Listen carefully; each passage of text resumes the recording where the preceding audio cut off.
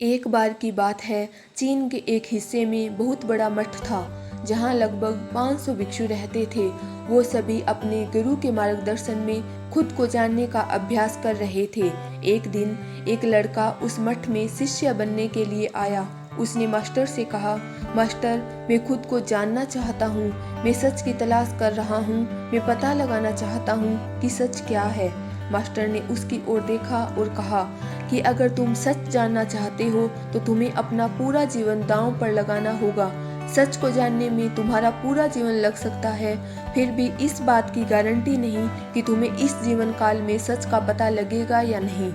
क्या तुम इसके लिए तैयार हो? शिष्य ने कहा, मास्टर, मैं यहाँ पीछे मुड़ने के लिए नहीं आया हूँ, मैं इसके लिए तैयार हूँ।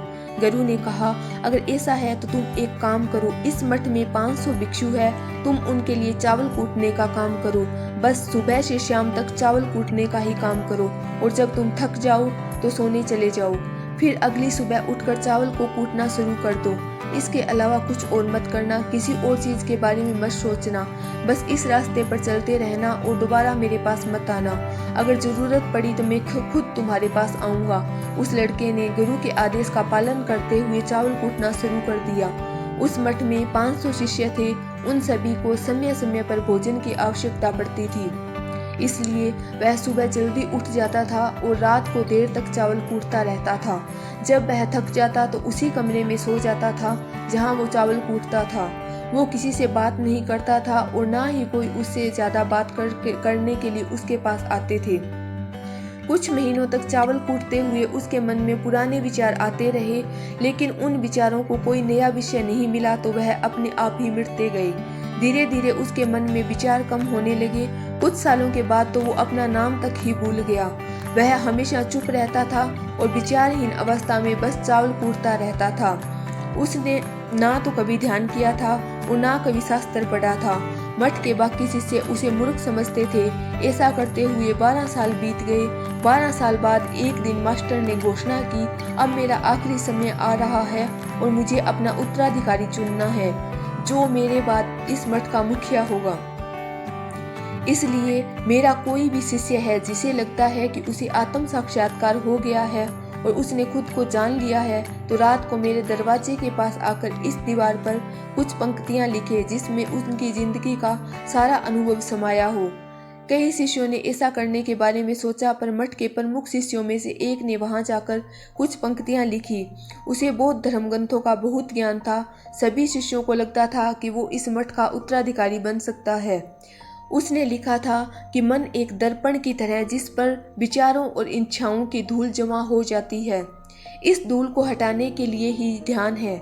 जिसकी धूल हट जाती है और मन का दर्पण साफ हो जाता है, वो मोक्ष को प्राप्त कर लेता है।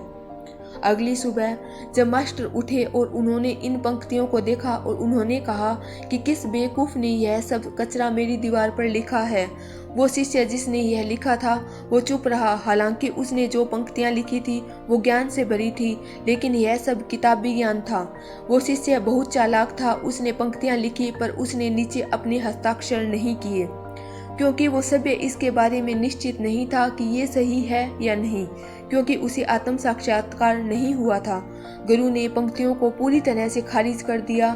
ये सब देखकर सभी हैरान हो गए और पूरी घटना पूरे मठ के अंदर चर्चा का विषय बन गई। इस विषय पर बात करते हुए 2 शिष्य उस शिष्य के पास से गुजरे जो 12 साल पहले यहाँ आया था और दिन रात सिर्फ चावल कूटने का काम करता था।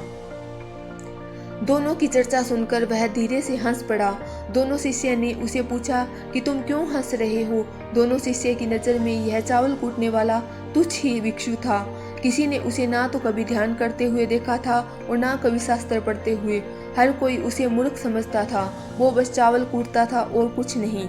उस मठ में बहुत बड़े बड़े विद्वान थे, लेकिन उस चावल कूटने वाले को किसी से कोई मतलब नहीं था। इसलिए वह दोनों शिष्य उसे मुस्कुराता हुआ देखकर चकित रह गए। उन्होंने फिर उससे पूछा कि तुम क्यों हंस रहे हो। उसने जवाब दिया कि मैं इसलिए हंसा कि मास्टर सही बोल रहे हैं, यह सब पंक्तियां कचरा है, इन पंक्तियों का कोई मूल्य नहीं है।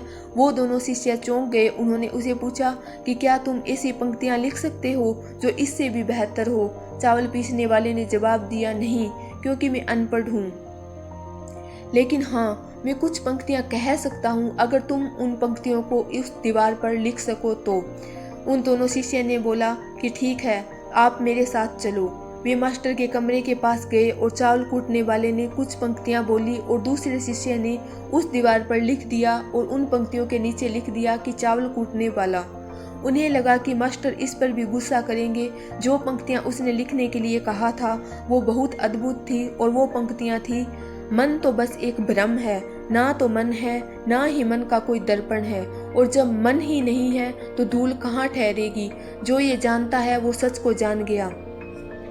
जब गुरु ने ये पंक्तियां देखी तो वे आधी रात को उठे और चावल कूटने के पास गए।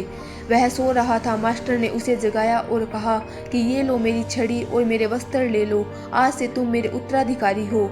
लेकिन इस मठ को छोड़कर कहीं दूर चले जाओ, क्योंकि इस मठ में बहुत सारे विद्वान हैं जो खुद को तुमसे ज्यादा श्रेष्ठ मानते हैं और वो तुम्हें मार देंगे।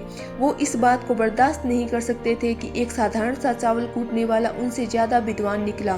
तुम्हें बस सारा ज्ञान हो गया है जो मुझे है। तुम्हें यह सारा ज्ञान चावल कूटते कूटते हुआ है और मुझे पता है कि तुम जहाँ भी जाओगे लोग तुम्हारे पास आने लगेंगे, क्योंकि जब कोई फूल खिलता है तो उसकी महक हर तरफ फैलने लगती है। उसने अपने गुरु के पैर छुए और रात को ही वहीं से चला गया। अगर हम अपनी जिंदगी में देखें तो पाएंगे बहुत सारे लोग सोचते हैं कि ध्यान केवल एक ही जगह बैठकर आंखें बंद करके ही किया जा सकता है, लेकिन हकीकत में ऐसा नहीं है। ध्यान तो चलते चलते भी किया जा सकता है।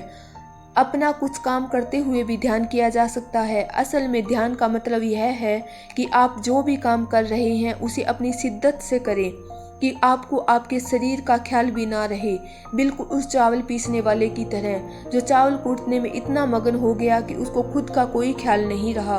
उसने चावल कूटते हुए ही उसने आत्म साक्षात्कार प्राप्त कर लिया। हर समय वर्तमान में रहना और कुछ नहीं सोचना। मन तब तक ही है जब तक विचार है। जब विचार ही नहीं रहेंगे तो मन भी गायब हो जाएगा।